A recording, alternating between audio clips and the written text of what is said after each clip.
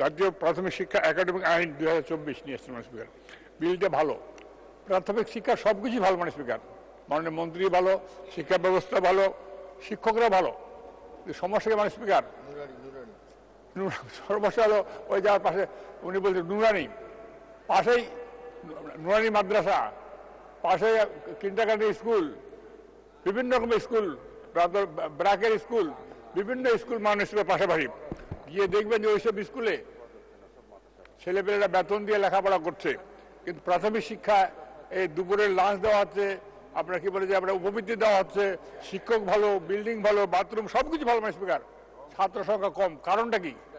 এই কারণটা যদি খুঁজে বের করতে পারেন মানে শিক্ষা প্রতিমন্ত্রী, তাই মনে করবো যে উনি প্রাথমিক শিক্ষার আসল রহস্যটা বের করতে পারবেন।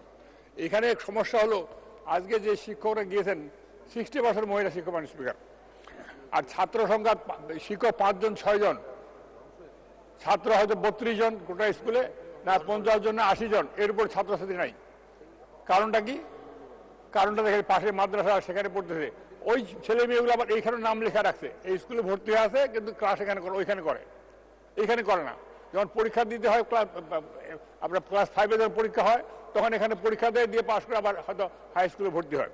আমার নির্বাচনী এলাকায় এমনিভাবে অসংখ্য প্রাইভেট স্কুল, প্রাইমারি, মাধ্যমিক এবং আপনার উচ্চ মাধ্যমিক এই স্কুলগুলো সৃষ্টি হয়েছে এবং তাদের প্রথম ছেলেপেলে আমি গিয়েছি বিভিন্ন অনুষ্ঠানে, আমার হাই স্কুলের ছাত্র সংখ্যা হলো 100 জন 120 জন, আর ওইখানে গিয়ে দেখি 1300-1400 ছাত্র মাননীয় স্পিকার। কারণটা কি? কারণটাকে খুঁজে না বের করতে পারলে প্রাথমিক শিক্ষার মধ্যে জন্য যে আমরা এত ব্যয় করছি, এই ব্যয়টা কোথায় চলে যাবে?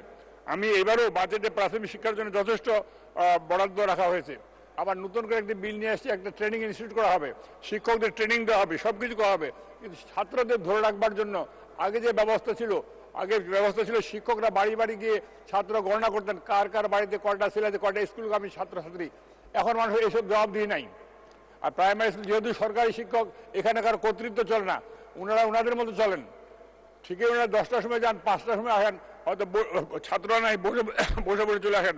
সেই জন্যই এটাকে শক্তিশালী করবার জন্য আমার মনে হয় যে ছাত্রছাত্রীদের প্রাথমিক বিদ্যালয়ে আকৃষ্ট করবার জন্য আর নতুন কোনো চিন্তা ভাবনা আছে কিনা মাননীয় মন্ত্রীর কাছে আমি এটা জানতে চাই। সেই জন্য আমি বিলটি বলছি, তো এই বিলটির সঙ্গে